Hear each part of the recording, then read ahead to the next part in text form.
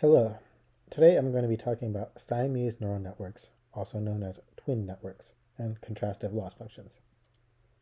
First of all, what are Siamese neural networks and what are they used for? Well, they're networks that compare the similarity of two inputs. An example would be Facebook's facial recognition network, DeepFace.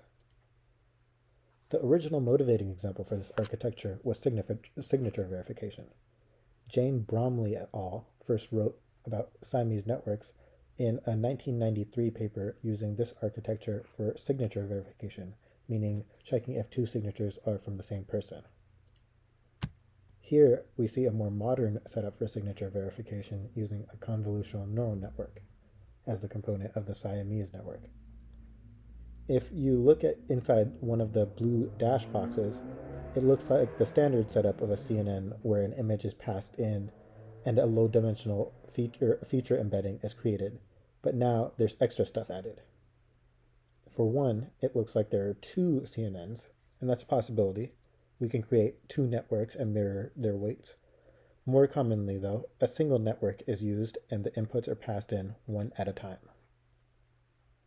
When both inputs are passed through, the extra bit that really makes this a Siamese neural network is this last layer that computes the distance between the inputs. This distance tells us how similar the inputs are. So that, at a high level, is the setup of a Siamese neural network. Two inputs are passed in, a distance is computed to compare if they can be classified as similar. In this case, similar means from the same person. This is really valuable if you have a low number of samples to compare against each other, or if you have a single sample to compare against the baseline in a situation known as one-shot learning. We can think of the signature verification example. The bank might have just one example of your signature, but would have to determine if a check that comes in is actually your signature. In traditional classification, every person would need to be a separate class, and the network would need to individually distinguish them. This would be impractical to train because there wouldn't be enough data to learn the embeddings to represent every signature. A Siamese neural network doesn't need to learn a way to represent every signature. Instead, it can just be fed in matching and non-matching signatures to learn how best to calculate the distance so that signatures from the same person are close together. It's important to kind of take a step back here and think about the fact that we've wandered outside of our traditional classification setup. We're training a distance metric using labeled data. This is a semi-supervised metric learning problem, and so a special loss function needs to be used to train Siamese neural networks. Going back to this signature verification CNN example here to make it more concrete, the images are passed in and the distance is calculated between them. And then based on the loss function, the weights are adjusted in back propagation so that the network becomes better at separating matching and non-matching inputs. So let's explore these loss functions known as contrastive loss functions. There are a few ways to formulate contrastive loss, but we'll look at three common ones. First is the max margin contrastive loss, which is a simple loss function that's gotten good use. There are a few different types of pairwise contrastive losses, but this is the dominant one. Here, the loss calculation centers around taking the Euclidean distance between the embeddings of the inputs. In this formula, we treat the neural network as the function GW here, noted as the mapping function. Remember that the neural network is finding a low-dimensional vector that represents the inputs. GW is the mapping function to find the vector, and GW of x1 would be the vector here. What we're really interested in is dW, which is the distance between these.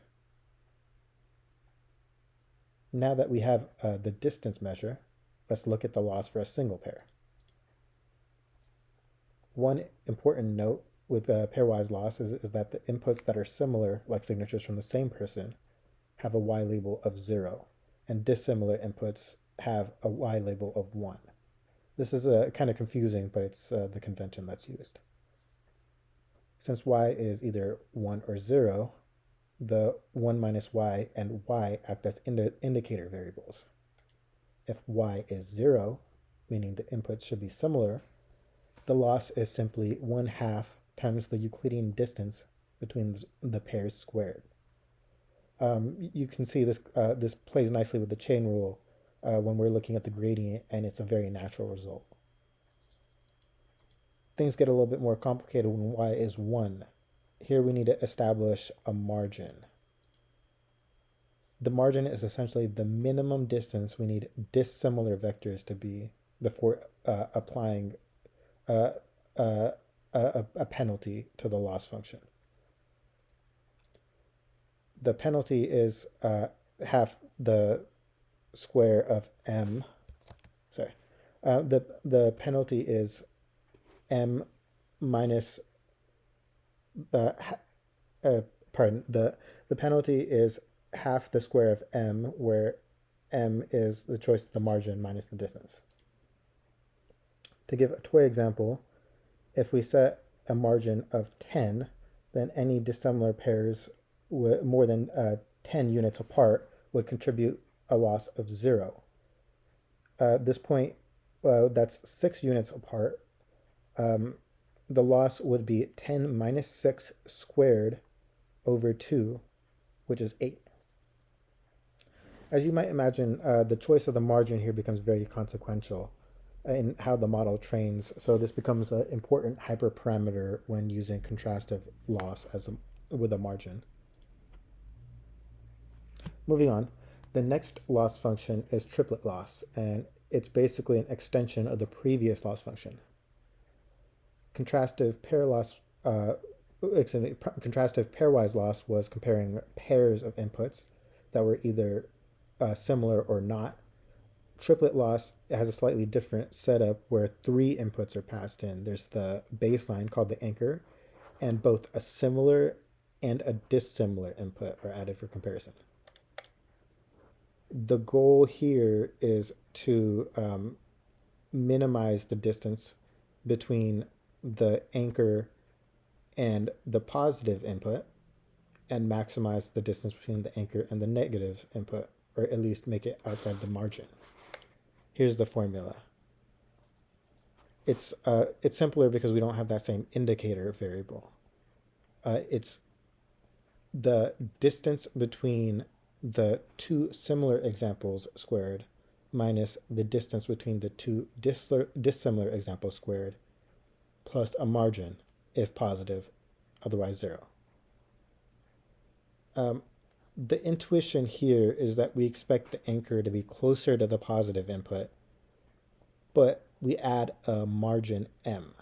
As long as the squared distance between the anchor and the positive example is at least m units lower than the square distance between the anchor and the negative example, the loss is 0.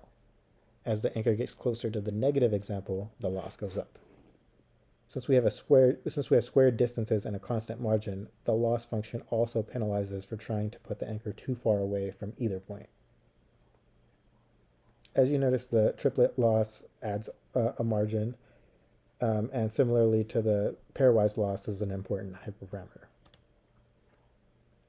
Another wrinkle that gets introduced with triplet loss is the choice of triplets. Some triplets might be easy to guess, and others might be difficult. The evaluation of how triplets perform can lead to a better model.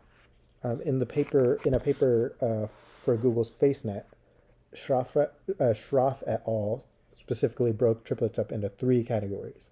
There's the easy triplets, which tended to 0 loss, the hard triplets, where the anchor tended to be closer to the negative example, and the semi-hard triplets, where the anchor tends to be close to the margin.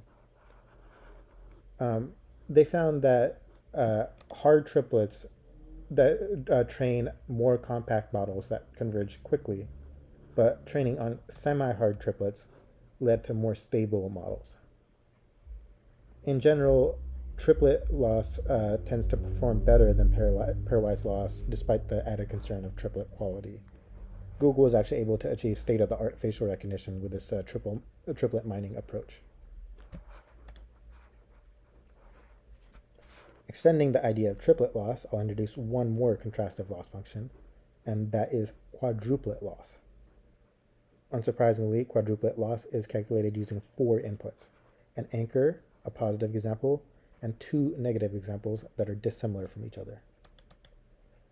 Conceptually, quadruplet loss is similar to triplet loss, except now there are 2 negative samples, and they need to be a certain distance apart, or there's additional contribution to the loss.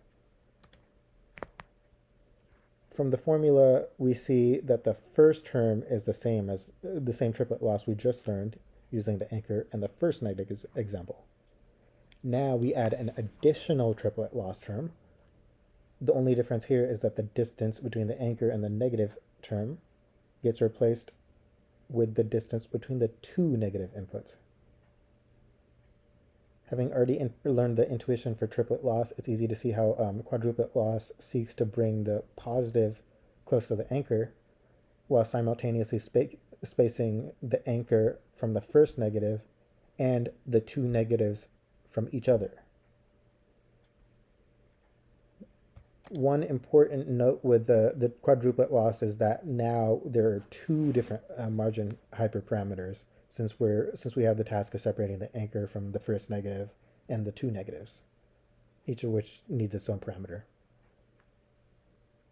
So given that it may seem like quadruplet loss is too clunky to be worth the time, but it's important to note that there are real gains to be made by going through the effort. Here's an example where an LSTM with simple parameters is used to identify question pairs with the same intent in the Kaggle-Quora dataset. In this particular case, we see that the triplet loss and quadruplet loss converged more aggressively than the pairwise contrastive loss. It does look like the pairwise contrastive loss was able to eventually converge to a similar AUC as triplet loss, but quadruplet loss did perform a little bit better in this example. So that was a primer on Siamese neural nets and their loss functions. The high-level point to remember is that Siamese neural networks are useful when comparing if 2 inputs are similar or from the same category, and they're especially useful if we have lots of label data with very few examples per category.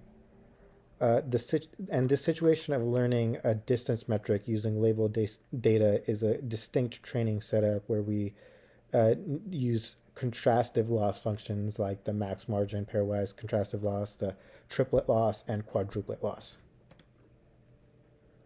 Well, I hope after watching this video you feel like you have one more tool in your toolkit, and happy modeling.